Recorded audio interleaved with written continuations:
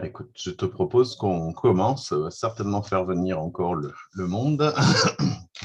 Ouais, je reste à l'affût. Et puis, donc, bonjour à tous. Puis, ça me fait plaisir aujourd'hui d'accueillir Stéphanie Brazo, donc, qui est chef de l'unité de biométrique pour la santé publique, division des sciences des risques pour la santé publique à l'Agence de santé publique du Canada, donc localisée à Saint-Hyacinthe. Donc, il va nous parler de géographie médicale et téléépidémiologie. J'ai réussi à le dire sans fourcher. Donc, comme outil d'information sur les maladies infectieuses. Donc, Stéphanie, à toi. Merci. Donc, merci pour l'invitation. Comme vous dites, je sais que c'est vendredi aujourd'hui. Je vais juste passer mon écran ici. Il y a peut-être moins de monde, mais il n'y a pas de problème. Ça me fait plaisir de présenter aux gens de l'Université Laval parce que ça fait longtemps qu'on ne l'a pas fait. Puis de se mettre à jour, c'est toujours intéressant. Comme tu disais, Thierry, il y a deux champs d'expertise dans l'équipe que j'aimerais vous discuter un petit peu plus avec vous aujourd'hui, vous présenter. Donc, la téléépidémiologie, dont je vais vous présenter des maladies surtout en lien avec les changements climatiques. Puis la géographie médicale avec des exemples de nos travaux sur la COVID-19. Puisqu'on est un petit groupe, si vous voulez m'interrompre pour me poser des questions, c'est correct, il n'y a pas de problème, là, ça me fera plaisir, ou on peut aussi passer une période de questions à la fin.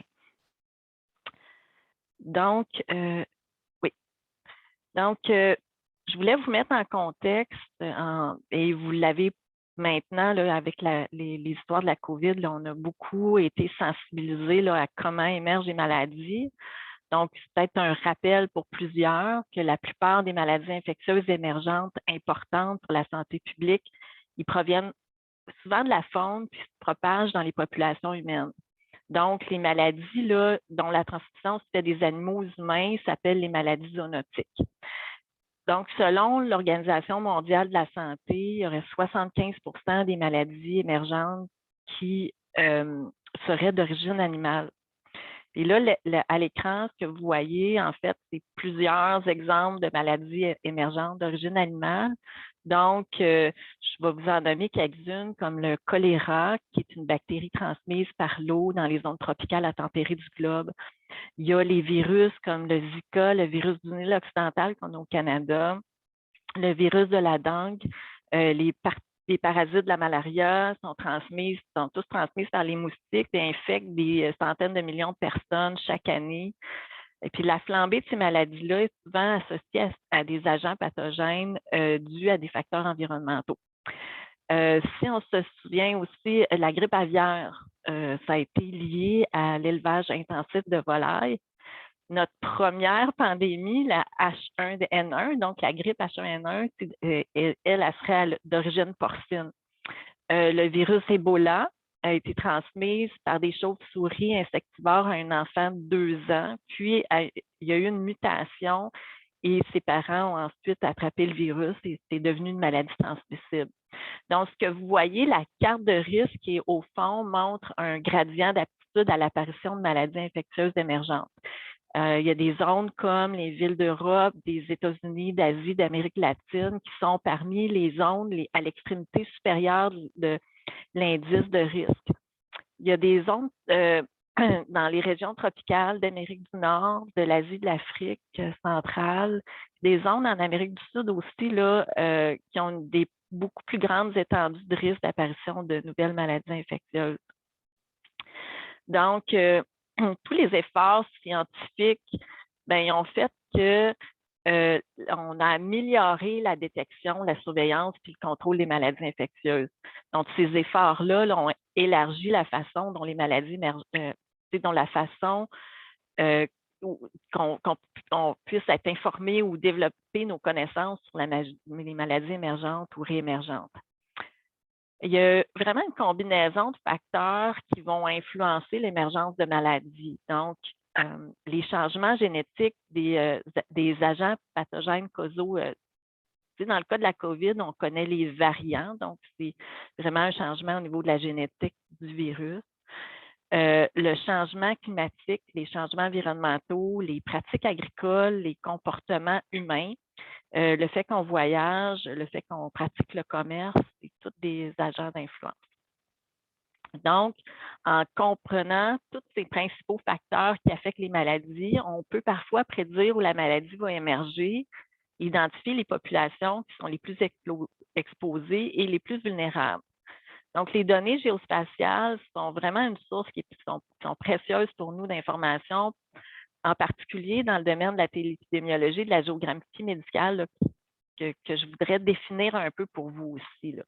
Donc, sur la base des produits d'observation de la Terre, la téléépidémiologie, elle va étudier le lien entre l'environnement, les écosystèmes, les agents étiologiques qui sont responsables de maladies chez les populations humaines et animales. C'est une approche qui est multidisciplinaire de par sa conception. Elle va impliquer les sciences physiques, biologiques, sociales et humaines et elle vise à comprendre les facteurs et les mécanismes qui vont affecter la propagation des agents pathogènes et des maladies.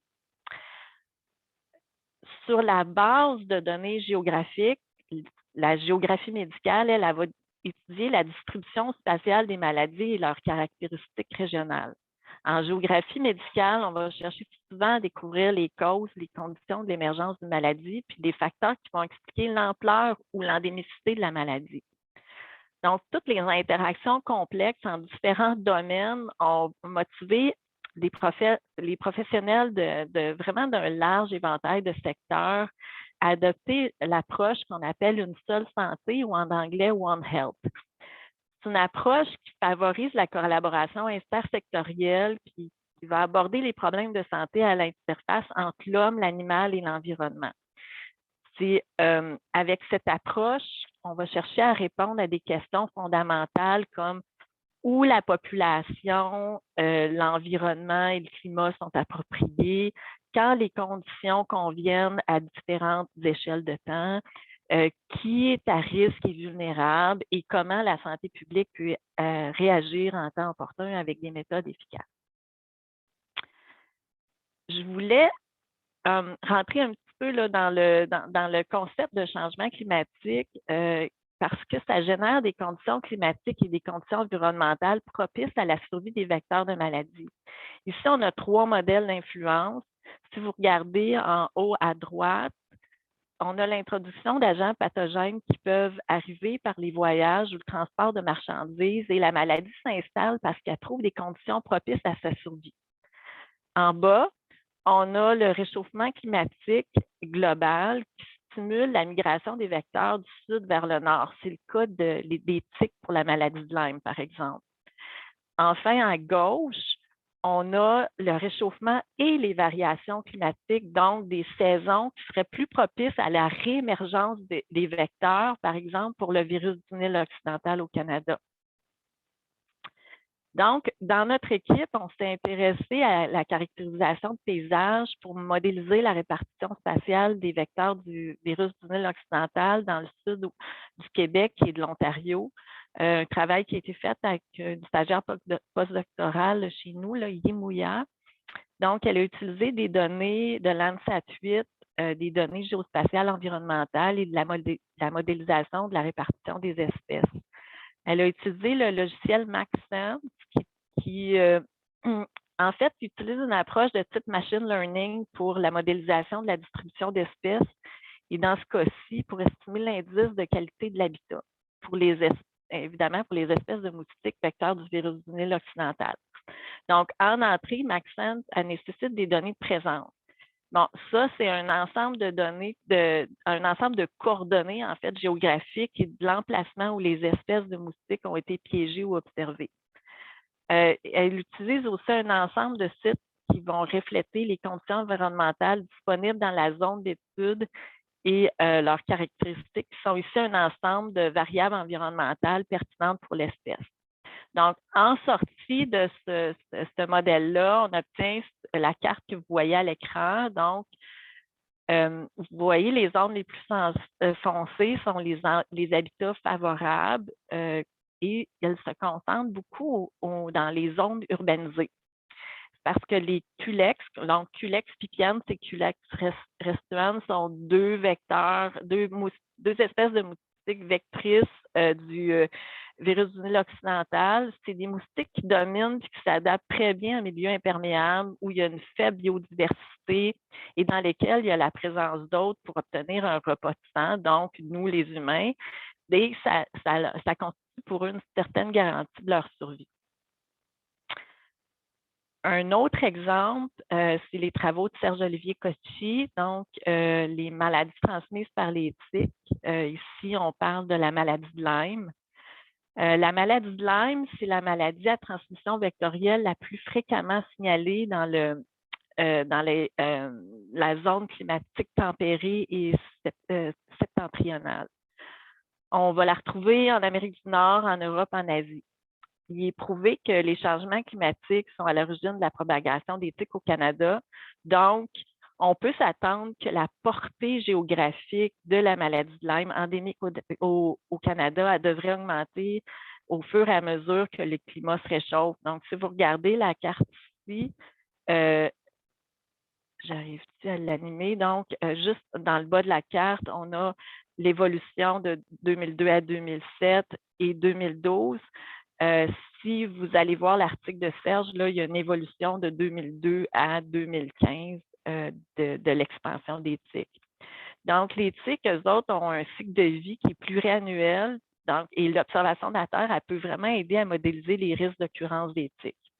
Ixodes scapularis, donc c'est le tique qui est vecteur, qui est un vecteur important de la maladie de Lyme. Puis la télédétection, ce qu'elle fait, c'est que à l'aide à identifier les habitats forestiers puis les conditions climatiques qui conviennent aux tiques et à leurs hôtes. Donc, l'observation de la Terre, elle peut être utilisée de différentes manières pour contribuer aux évaluations des risques. Donc, surtout dans les endroits où on n'est pas capable d'aller collecter de l'information sur le terrain, les informations au sol sont limitées, absentes ou indisponibles. Donc, Serge ici a utilisé des données de température de surface de MODIS pour cumuler des degrés jour nécessaires à la survie et à l'installation d'une population de tiques, puis associer ces données-là à des données de classification du territoire à une résolution spatiale de 30 mètres pour localiser l'habitat des tiques. Donc, ces cartes peuvent permettre d'identifier les zones à risque de maladie de Lyme avec plus de détails qu'on en avait vraiment avant l'utilisation des images satellitaires. L'article de Serge là, sur le sujet connaît vraiment une grande popularité, là, particulièrement là, pour la NASA. Donc, je vous ai mis des liens là, ici en bas de carte, parce que c'est un rare modèle issu pratiquement à 100% d'observation de la Terre et qui est construit à partir d'images satellites brutes pour identifier l'occurrence d'un vecteur de maladie. Donc, quand on regarde les deux exemples précédents, on voit que ça montre des risques qui sont plutôt de type environnementaux.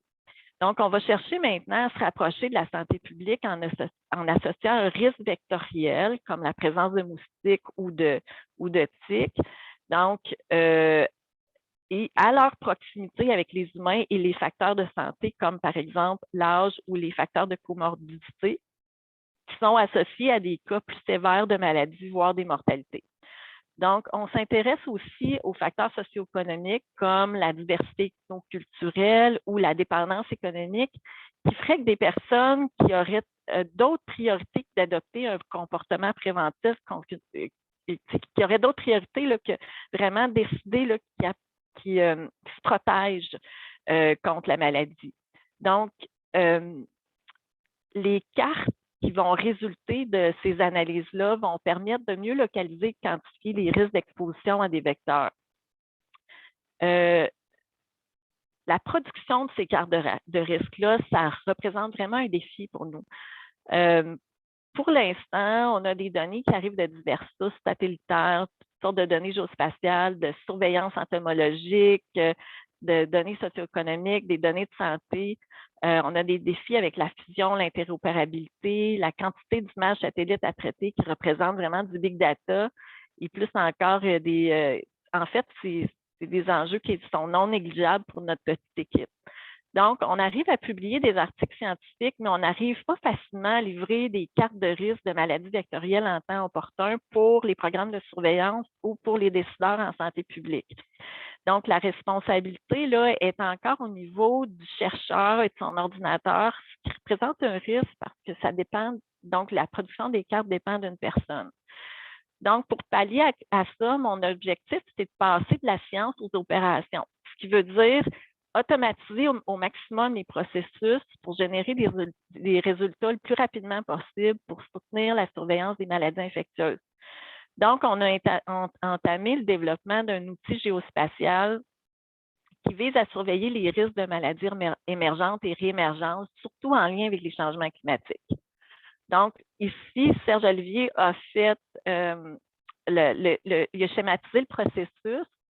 Donc, la première boîte en haut concerne la préparation des données pour qu'elles soient prêtes à être employées dans des modèles mathématiques. La deuxième boîte, c'est vraiment pour l'automatisation de modèles mathématiques qui vont produire des cartes de risque. Donc, la troisième boîte plus bas, comme l'habitat des vecteurs, leur présence, la densité, les risques d'exposition aux vecteurs infectés et les risques de transmission de maladies. Donc, la première chose que les cartes de risque font, c'est qu'ils vont activer les programmes de surveillance. Bon, parce que vraiment, elles localisent les risques. Les programmes peuvent décider du type de surveillance qu'ils vont vouloir faire. Par exemple, une surveillance active qui va consister à une campagne de terrain pour vérifier la présence et l'établissement de populations vecteurs.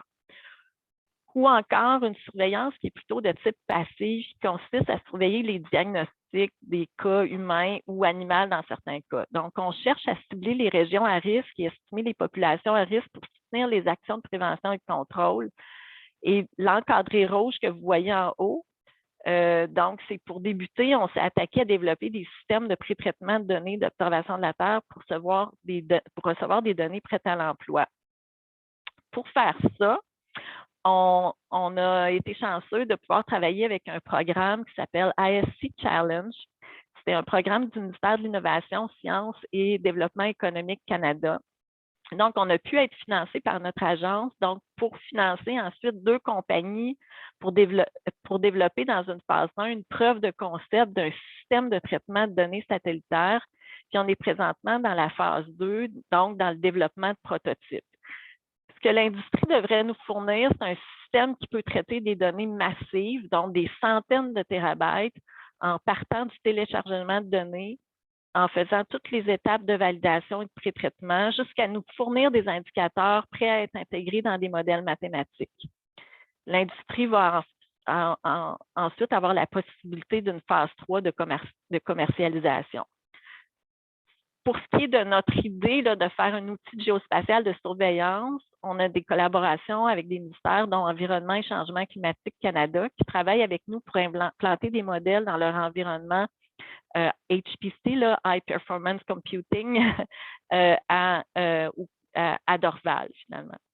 Et là, pendant qu'on travaillait sur ce beau projet-là, est arrivée la COVID, ce qui a vraiment été activé tout le volet de géographie médicale. Donc, je vais rentrer dans ce thème-là. Donc, en janvier 2020, on a commencé à soutenir le Centre d'opération d'urgence du portfolio de la santé, le Centre des maladies infectieuses respiratoires responsable de la gestion de la crise, finalement. Donc, c'était une nouvelle maladie, on ne connaissait pas sa virologie, on ne connaissait pas les personnes à risque de développer des complications. Bref, on ne connaissait rien. Donc, le nom de la maladie là, a changé 3 fois. Là, vous verrez là, sur la première carte, on avait coronavirus. La deuxième, on avait 2019 nCoV. Puis après ça, en mars, on a eu COVID-19.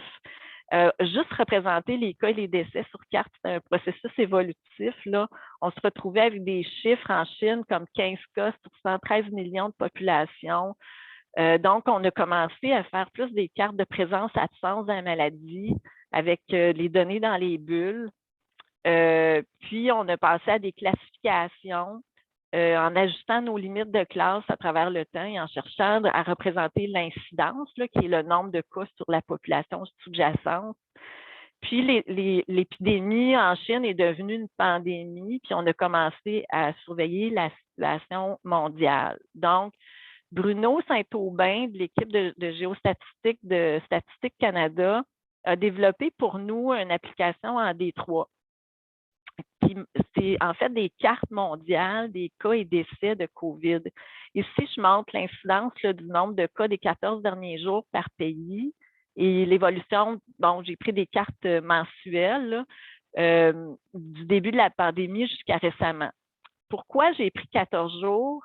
Parce que c'est le nombre de jours qui tient compte de la période d'incubation, donc quand on est asymptomatique, l'apparition des symptômes, le fait qu'on aille se faire tester, le temps de faire le diagnostic en laboratoire et la déclaration publique des cas. Ce qui nous intéresse dans la situation mondiale, ce sont les pays qui nous ressemblent en culture et en économie, soit l'Europe et les États-Unis. Puis ce qui se passe chez nos voisins peut être aussi précurseur de ce qui va se passer chez nous.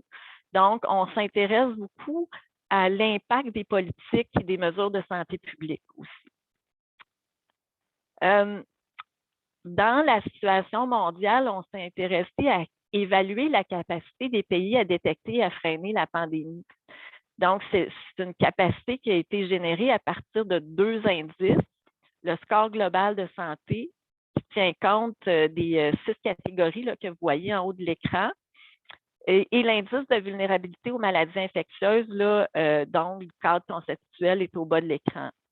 Ce qu'il faut savoir, vous le savez de toute façon, qu'il y a une grande disparité entre les pays, donc à cause des priorités politiques, les capacités de santé publique sont différentes, les programmes de surveillance ne sont pas toujours mis en place de la même façon, puis ne sont pas tous de la même porte.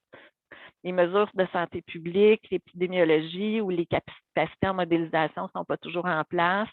L'accessibilité aux soins est inégale.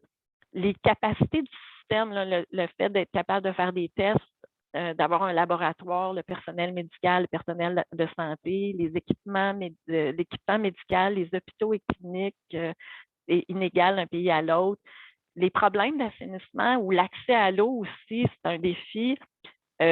L'économie est inégale et vous voyez présentement aussi qu'il y a des enjeux au niveau de la vaccination. Donc, les pays les plus riches sont vaccinés bien avant les pays les moins riches, ce qui fait que les zones qui sont rouges ou orangées assurées, ça c'est une carte qui date du 5 mars, mais c'est encore aujourd'hui les zones où il y a une déclaration de cas très faible. Donc, quand on regarde une carte mondiale des cas, on sait que c'est très inégal, c'est très peu fiable finalement. C'est qu'il faut regarder les pays qui nous ressemblent pour être capable de se comparer. On s'est intéressé aussi aux risques d'épidémie qui proviennent des villes, donc qui ont eu le potentiel de déclencher une pandémie mondiale au début de la pandémie. Là, ça date encore du début de mars 2020. Donc, ici, on a développé une approche qui tient compte du volume des voyageurs par avion, du nombre d'aéroports de correspondance jusqu'à 2 étapes de voyage, la capacité des villes à détecter et à contrôler une épidémie de maladies infectieuses, dont le score que je viens vous montrer dans l'indice que je viens vous montrer dans la diapositive précédente. Donc, on cherche vraiment ici, regardez, est-ce qu'il y a comment que la maladie peut se transporter d'un pays à l'autre, puis comment que le Canada, on peut être à risque. On a ensuite eu plusieurs cas au Canada, donc on a concentré nos efforts au Canada. On a eu le soutien de Ressources naturelles Canada, le Centre de cartographie canadien de cartographie et d'observation de la Terre, j'espère que je le dis bien. Statistique Canada, l'équipe de géostatistique, sécurité publique aussi, le Government Operations Center, le Centre des opérations d'urgence du gouvernement du Canada, Donc, ensemble, on a fait une équipe et on a développé des outils visuels, donc des tableaux de bord, des cartes qui synthétisent l'information pour la surveillance et la prise de décision sur l'épidémie de la COVID. Donc, on a fait une collecte qui est un développement d'un ensemble de données significatives qui concernent la santé, la situation socio-économique au niveau des provinces et territoires et des régions administratives ou socio-sanitaires. Puis on a réalisé ça pour les autorités et les gestionnaires de la santé publique de notre agence ou pour le grand public selon les solutions choisies. Donc, le 4 avril 2020, notre premier tableau de bord qui était très simple, là, en haut de l'écran, est utilisé par Dr. Tam et Dr. New pour les médias. Donc, on a lancé ce premier tableau de bord le 4 avril 2020. On a aussi vu tous les phares de la communauté, des communautés universitaires. Donc, on a vu les phares de l'Université de Laval qui a aussi soutenu le gouvernement du Québec par la publication d'un tableau de bord pour le Québec. Puis, personnellement, je trouve que la contribution des universités canadiennes, ça a été vraiment et encore maintenant une ressource importante dans la crise. Là, pour nous, là, la contribution des universités a été surtout dans la collecte de données et dans la modélisation. Là. Je vais vous en parler un petit peu. Donc, pour ce qui est de l'acquisition de la gestion des données, je voulais vous apporter un exemple de défi qu'on a rencontré pour la récolte de données pour la COVID à l'échelle régionale. Donc, en haut de l'écran, vous avez le HEMLISA, qui est une entente multilatérale entre la ministre de la Santé et les provinces pour le partage des données.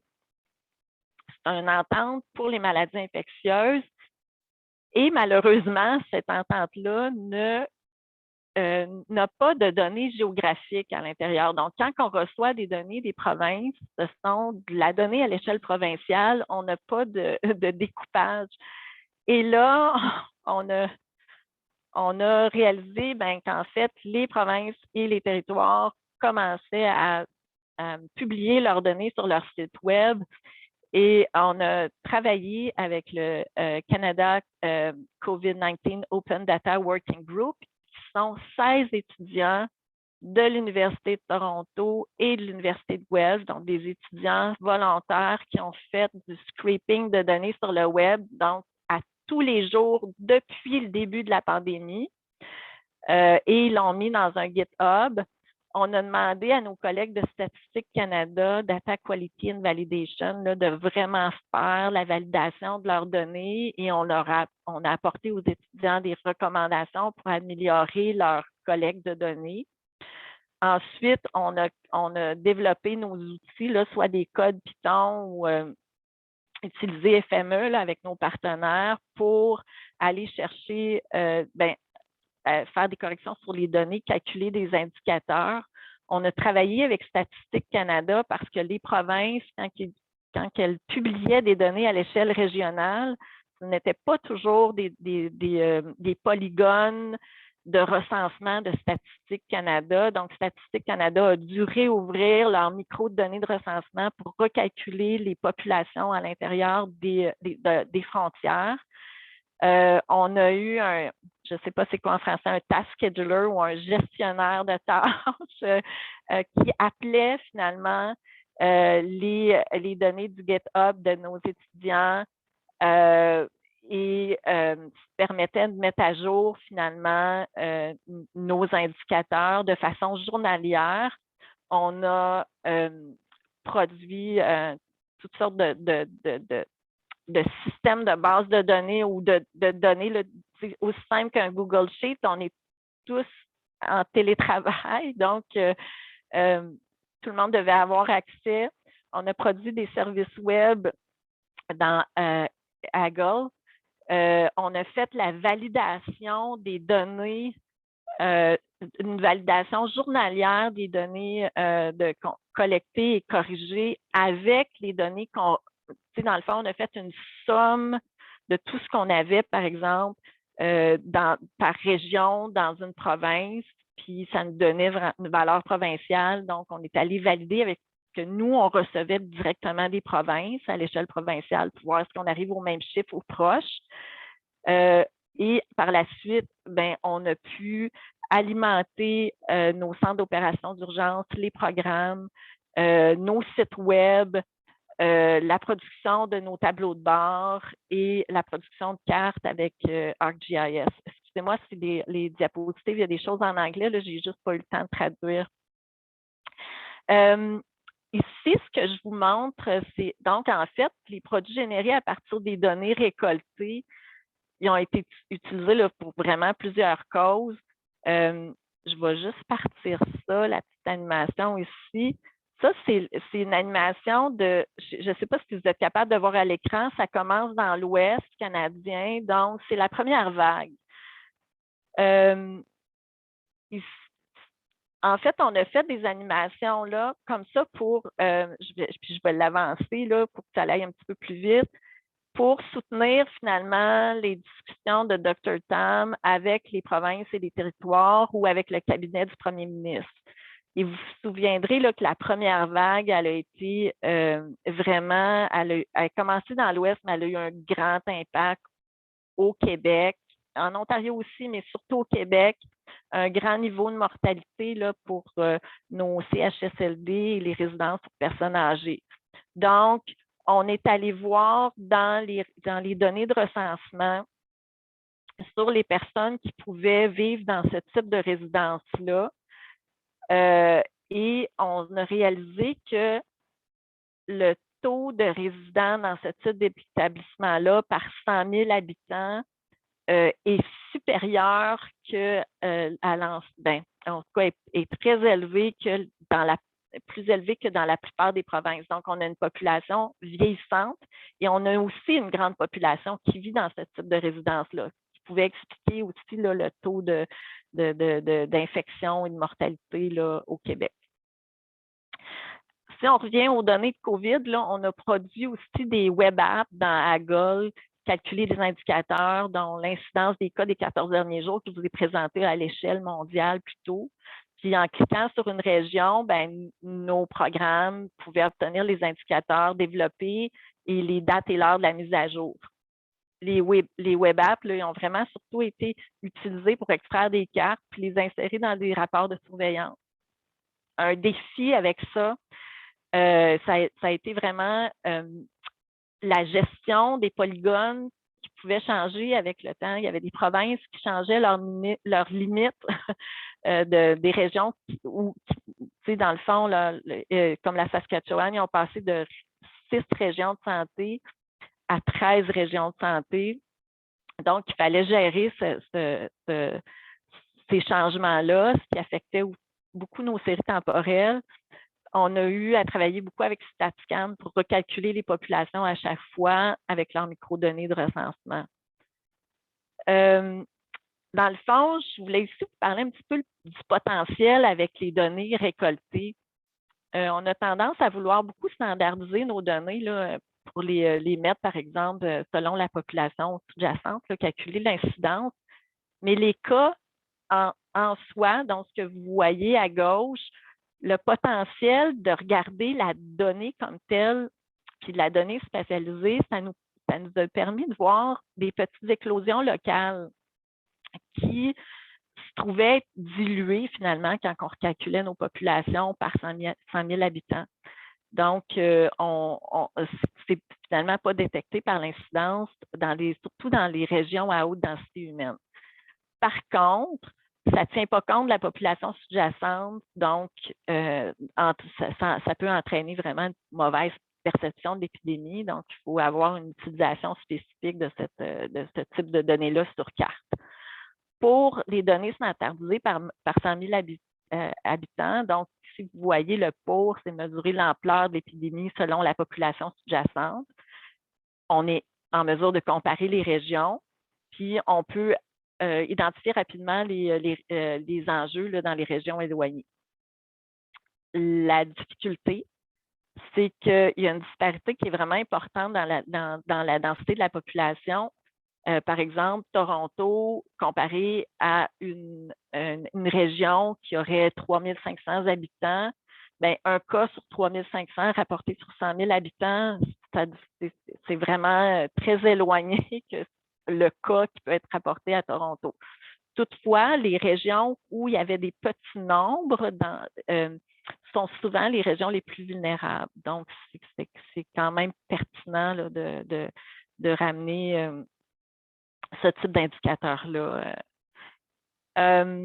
Ici, ce que je vous montre, c'est en fait, c'est au moment où on a reçu les doses de vaccins, les gens ont été vaccinés, ben, au moment où les doses administrées sont sorties sur le web qui ont été centralisées, donc centralisées encore par une université, l'Université de la Saskatchewan. C'est une autre belle collaboration avec le milieu universitaire. Là.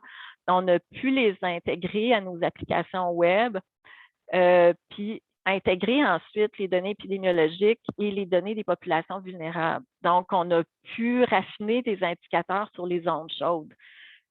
Le grand défi qu'on a rencontré était avec les données des vaccins, c'est les populations recensées par Statistique Canada dans les zones éloignées. On pouvait avoir des écarts de 30 de différence là, avec les données de Statistique Canada. Puis je m'explique. Par exemple, les provinces allaient publier le nombre de personnes dans leur territoire. Puis là, on pouvait avoir des différences avec le recensement. Et aussi, par exemple, le territoire du Nord-Ouest,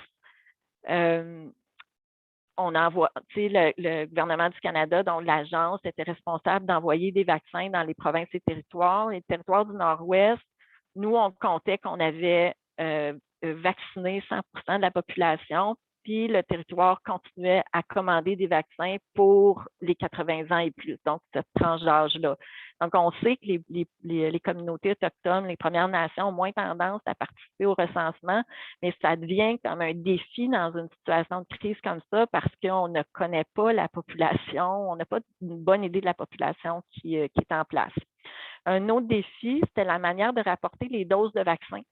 C'était inégal. Il y a des provinces et territoires qui rapportaient 1 et 2 doses ensemble administrées ou les doses séparées. Ou encore, rapporter les données sur les résidents dans la région seulement et incluait ou non les non-résidents. Donc, tout ça, là, ça fait que c'est des défis. C'est inégal d'une région à l'autre.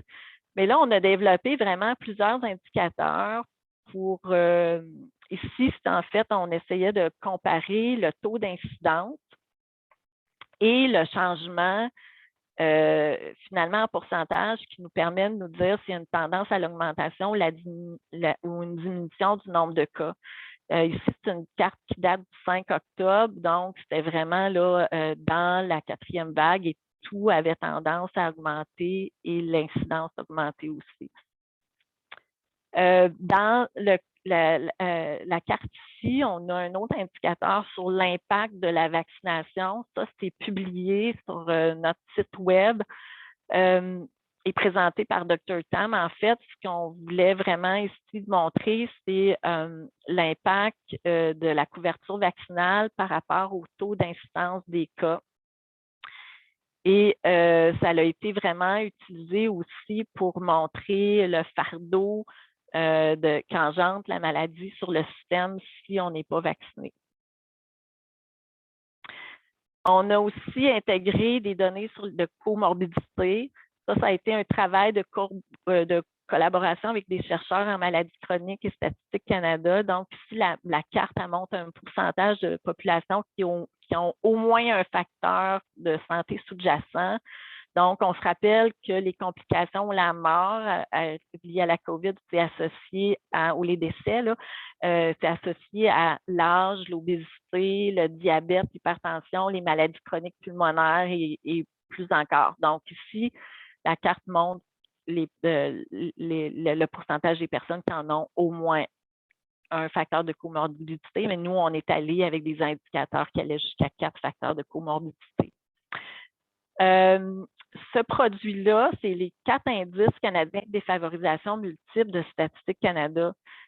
C'est, dans le fond, on a l'instabilité résidentielle, la dépendance économique, la composition ethnoculturelle et la vulnérabilité situationnelle. Ces indices-là permettaient de soutenir la planification, les opérations en région. Et finalement, on a implanté un outil pour offrir l'ensemble des données et des indicateurs par région de santé. Donc, l'utilisateur peut simplement identifier la région de santé qui l'intéresse et imprimer les 160 quelques indicateurs qu'on a développés pour chacune des régions. Ce tableau de bord-là a informé l'équipe des vaccins dans le but de suivre par région des doses administrées dont la cible était un taux de vaccination de 80% pour au moins une dose. Donc, nos équipes regardaient si on était toujours aligné avec la cible. Pour terminer, je ne sais pas si je dépasse mon temps, il faut me le dire parce que je ne vous vois pas. Donc, je voulais un petit peu vous donner de l'information sur des réflexions qu'on a eues, donc au niveau des besoins, des défis, des opportunités.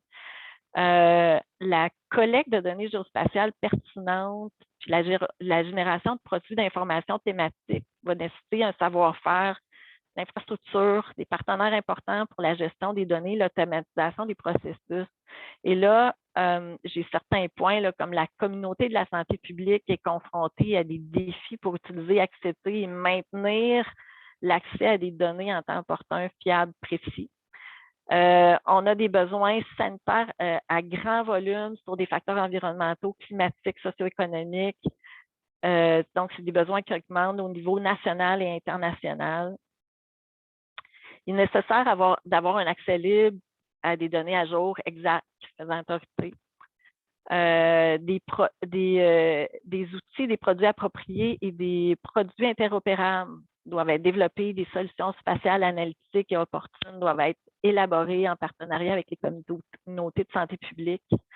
Heureusement, on a des progrès avec l'intelligence artificielle puis la gestion du big data, c'est prometteur. Ça promet en fait des données prêtes à être analysées pour les modèles de risque et pour la création de cartes de risque en temps opportun. Des données épidémiologiques sont nécessaires pour compléter et vérifier les données géospatiales et les produits d'information liés à la santé publique. Ils sont souvent utilisés en conjonction avec les données de surveillance pour calibrer et valider les modèles prédictifs. L'infrastructure technique, c'est un élément essentiel pour soutenir l'utilisation des données géospatiales et leur transformation en produits utiles pour les analyses et la prise de décision liées à la santé publique. On peut vraiment faire davantage avec la participation d'utilisateurs et d'équipes scientifiques qui vont posséder une expertise en géomatique, en télédétection de différents secteurs, là, y compris la santé publique. Charles, est-ce que je suis toujours dans mon temps? J'imagine que c'est bon. Je vois Thierry qui me dit oui. Oui, c'est bon. Donc, pour conclure, quand on regarde la collecte et l'analyse des données géospatiales, sont vraiment particulièrement utiles pour les projets de modélisation et de cartographie des risques parce qu'elles peuvent générer des informations sur l'occurrence, l'expansion, la distribution spatio-temporelle des maladies. Donc, on a des données géospatiales qui peuvent être utilisées dans des systèmes d'alerte préventifs pour identifier, signaler des facteurs de risque pouvant contribuer à l'émergence de maladies. Les cartes, en fait, permettent aux professionnels de la santé d'anticiper qu'il faut se préparer aux menaces pour la santé, puis peuvent soutenir la réponse, comme vous avez vu, aux épidémies et aux conditions endémiques qui sont existantes, comme et ça peut inclure les maladies chroniques non infectieuses. Quand on peut identifier l'emplacement, la gravité du risque de maladie, les cartes vont nous aider à générer et atténuer les menaces pour la santé publique. C'est des cartes qui peuvent identifier les risques au fur et à mesure qui émergent. qui laisse le temps d'élaborer des politiques et des actions pour préparer, réagir, renforcer la résilience face aux menaces sanitaires. Finalement, les cartes peuvent aider à la conception de programmes de surveillance, de soutenir la prise de décision dans les situations d'épidémie, ce qui comprend la mise en œuvre d'interventions pour la prévention des maladies, le contrôle des risques de maladies. Une capacité accrue des chercheurs, des praticiens en observation de la Terre, en géomatique, en santé publique, pour effectuer des cartographies puis des analyses va dépendre de l'existence d'une combinaison favorable là, de données à libre accès, de méthodes, de logiciels, de code open source, nos outils, les technologies, l'infrastructure, les compétences, les partenariats et une solide communauté de pratique. Puis je vais pas mal m'arrêter là, à part vous dire qu'on a plusieurs partenaires qu'on veut remercier. Et l'Université Laval est là, donc qui viennent un peu partout des ministères de l'Industrie, nos collaborateurs étudiants, etc. Et pour finir avec un petit schéma de l'équipe de géomatique. Voilà, ouvert aux questions maintenant. Un grand merci, Stéphanie, pour cette belle présentation. Là. Puis effectivement, avec le contexte COVID, là, on voit qu'il y a eu de l'ouvrage en masse. que justement, ben, toute comment ça s'appelle, la nécessité de ces outils-là, de ces traitements de données-là, ben, c'est fait jour ou a été accéléré par ce contexte pandémique-là. Donc, c'est excessivement intéressant. Je vais me tourner vers l'assistance. Est-ce qu'il y en a qui auraient des questions pour Stéphanie? Je vois que Frédéric a allumé sa caméra. Une fois que je trouve le Python, c'est bon. Merci. Ouais, Stéphanie, ça va bien. Ça va. Bonjour Frédéric. Merci pour la présentation. Là. On a pu voir le côté de la pandémie, là, que ça vous a occupé pas mal là, depuis 2 ans. Là. Je trouvais ça super intéressant. Là. Mais ma question va plus porter sur ce qui était avant que la pandémie arrive. Tu mentionnais l'infrastructure qui a été mise en place pour le big data là, avec vos gros volumes de données et puis qu'il commençait à y avoir des traitements, tout ça. Là. Où est-ce que c'en est finalement? Parce que tu as mentionné dans ta présentation, la pandémie est arrivée, là, mais est-ce qu'il y a quand même des choses qui sont depuis 2 ans qui ont été mises en place dans ce programme-là pour que vous ayez accès quand même à des premiers traitements, indicateurs déjà précalculés à partir des données d'observation de la Terre ou Ben, dans le contexte vraiment du programme ASI, parce qu'on sait qu'on a travaillé avec vous, là, votre équipe, Frédéric, puis les étudiants, puis ça a été vraiment super apprécié. Je m'excuse de ne pas être rentrée dans cette portion-là parce que j'avais peur de manquer de temps, mais ce qui a été produit par l'Université de Laval en code, en data fusion, en downscaling, etc., c'est certain que nous, c'est très utile. Donc, le partenariat universitaire, on le considère vraiment beaucoup. Dans le cas d'ASI, avec l'industrie, avant la pandémie, on a été en mesure de créer un proof of concept, une preuve de concept, finalement. Et durant la pandémie, on a essayé de travailler fort à mettre en place les contrats pour le prototype, qui est la phase 2. Et là, on travaille avec 2 compagnies et on commence tout juste le développement de la phase 2 avec une des 2 compagnies. Et l'autre compagnie, là, elle est sur le point d'être signée aussi pour commencer sa phase 2. Évidemment, le programme ASI, c'est un programme qui encourage l'innovation au niveau de l'industrie. Et quand on choisit plus qu'une compagnie à faire du développement, c'est parce qu'on trouve qu'il y a de la complémentarité dans leurs produits. Ils ne sont pas 2 égales qui vont se compétitionner nécessairement. Ben, peut-être un peu jusqu'à un certain point, mais donc on a une compagnie qui est plus du côté, je dirais, développement des indicateurs, puis on a une compagnie qui serait un petit peu plus du côté très pré-traitement de base. Et monter sur des plateformes cloud avec du DataCube, des choses comme ça. Donc, ils ont toutes les 2 des solutions un petit peu différentes. une qui est plus du côté plateforme as service, là, et l'autre qui est plus du côté développement logiciel. Donc, c'est vraiment intéressant et c'est sûr que la pandémie nous a grandement freinés dans ces développements-là. Et dans l'aspect, merci pour ceux qui travaillent, mais je vois qu'il y avait, mais il y a Maxime maintenant qui est chez vous, là. Comment c'est ça, Maxime? Oui, Maxime Rio-Rousseau. Je l'ai vu il n'y a pas longtemps comme étudiant chez nous, là. Mm-hmm. Mais je veux dire, c'est quoi vos délais par rapport à ça? Parce que là, s'ils sont encore avec les indicateurs, c'était il y a 2 ans, 1 an et demi, 3/4 d'heure, là. 3/4 d'heure, il y a presque 2 ans. 1 an, 3/4. 1 an, 3/4.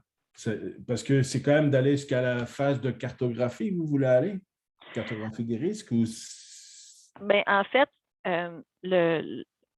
pour le prototype, l'industrie elle a 2 ans pour développer un système et ils se rendent jusqu'au développement d'indicateurs. Donc, développement d'indicateurs, c'est des indicateurs de base qui nous permettent ensuite d'intégrer ces indicateurs-là dans des modèles. Et là, je ne sais pas si c'est ça que tu parlais, mais je vais peut-être revenir à la diapo là, qui est ici.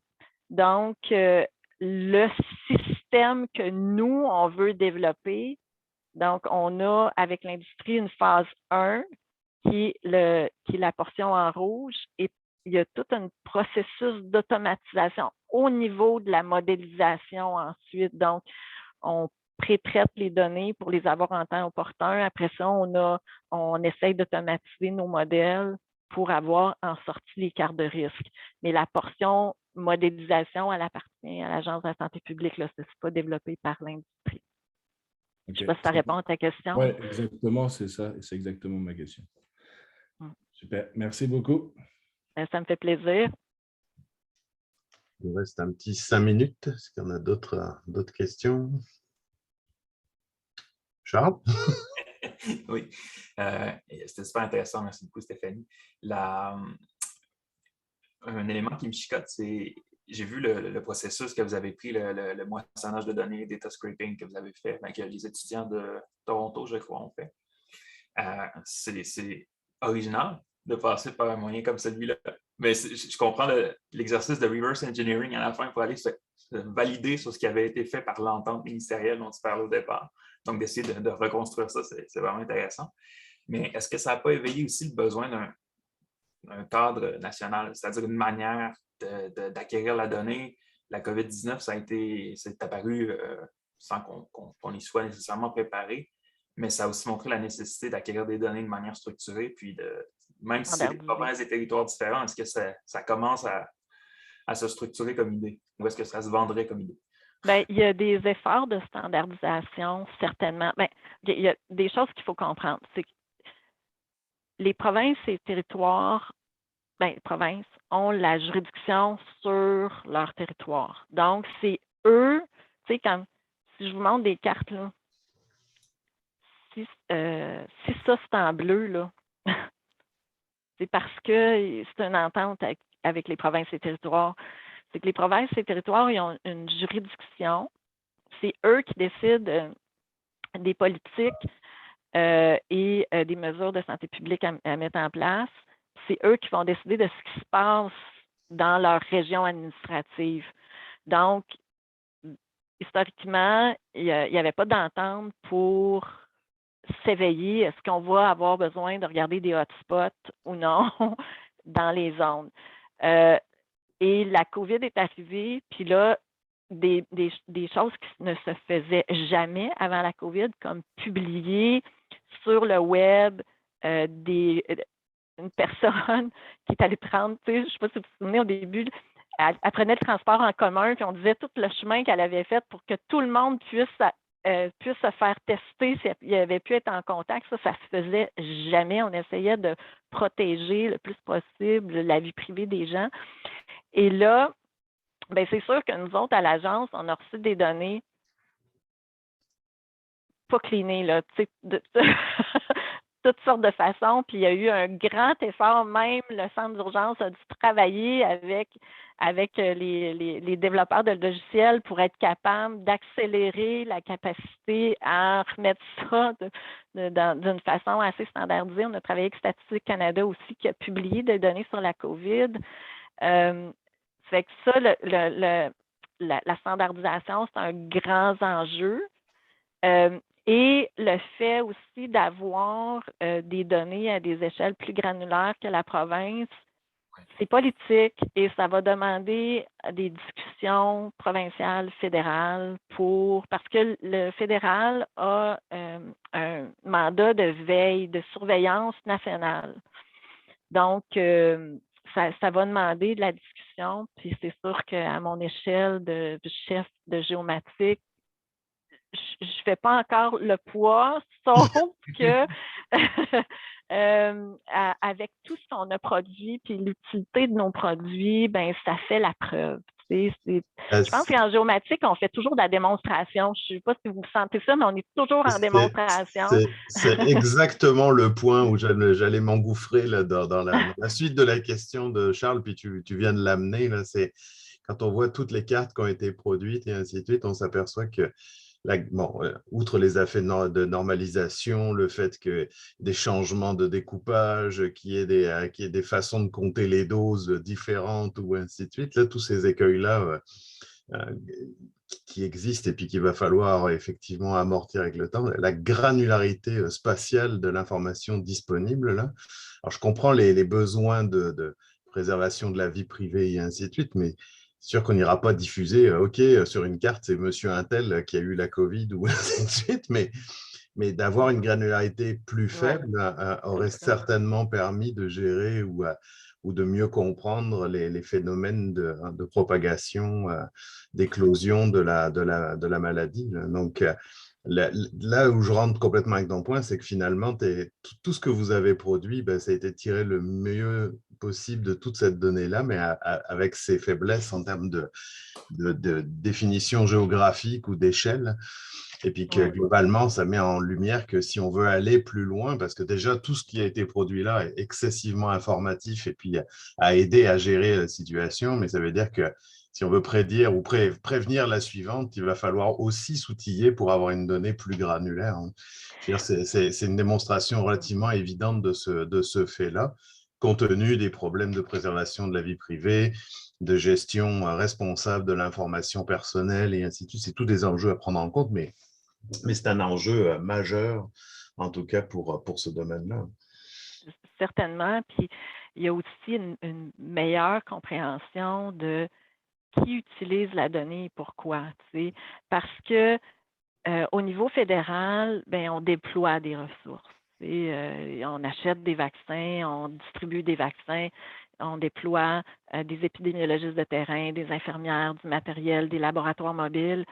Il y a tout, là, je parle de santé publique, mais il y a tout le portfolio de la sécurité aussi qui s'active, la GRC, la défense, tout ça, tout le monde s'active. Ils ont besoin de l'information granulaire, ils ont besoin de savoir si je m'en vais dans telle région, c'est quoi qui se passe dans cette région-là. Puis des fois, c'est les provinces eux-mêmes. On sait que en Ontario, le premier ministre Ford avait demandé à l'Agence de la santé publique de produire des cartes de hotspot pour l'Ontario. Si vous ne nous fournissez pas les données, c'est vraiment difficile. C'est que moi, j'allais faire du scraping de données de qu'est-ce que Toronto publiait, qu'est-ce que Peel publiait. Puis on était dans une situation où on demandait aux régions de nous fournir des données. Fait que c'est vraiment, ça nous met dans des situations difficiles. Fait que c'est ça, il y a beaucoup, mais c'est tous des enjeux très politiques. Donc, on espère qu'on va améliorer l'échange de données pour permettre à la science d'exprimer la science de façon constructive et aidante, finalement. Ah, mais c'est clair, mais de toute façon, c'est comme dans toute crise, il y a un post-mortem, là, puis je pense que vous avez clairement et brillamment utilisé tout ce qui était à disposition pour éclairer les décisions qui ont été prises ou mieux comprendre ou intervenir ou prévenir certaines situations. Mais ça a mis en exergue aussi que le système peut s'améliorer grandement et en disposant notamment de cette donnée plus granulaire. Donc, Ouais. s'il y a des leçons à apprendre, là, c'en est une en tout cas. Ah, certain, parce que c'est super de travailler avec les universités et les étudiants, là, ils méritent là, un trophée, mais c'est un risque. Ah, ça Tu sais, c'est sûr. c'est un risque. Tu sais, mais tu sais, c'est pas parce que c'est des étudiants, c'est parce que c'est pas collecté. Tu sais, je veux dire, quand tu es un étudiant, là, on a des étudiants au PhD et au bac, là, on a différents types, qui étaient volontaires, là, ça vient pas des professeurs, ça vient des étudiants, mais ils ont aussi leurs études, c'est leur priorité, là. Quand tu fais ton PhD, c'est ta priorité. Là, tu as une pandémie qui dure 2 ans, là. Puis tu collectes à tous les jours. Tu sais, ça a été, eux autres, des efforts automatisés. On les a soutenus financièrement pour qu'ils le fassent, parce qu'à l'agence, on n'était pas prêt à faire du scraping, on n'était pas organisé pour faire ça.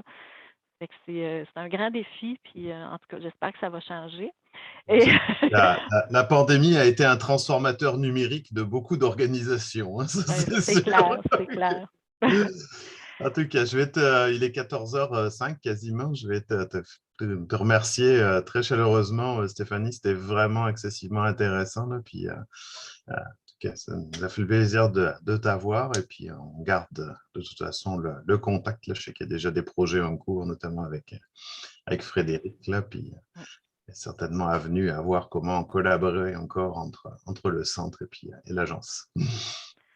Super, merci beaucoup. C'est un Merci. plaisir de vous parler aujourd'hui.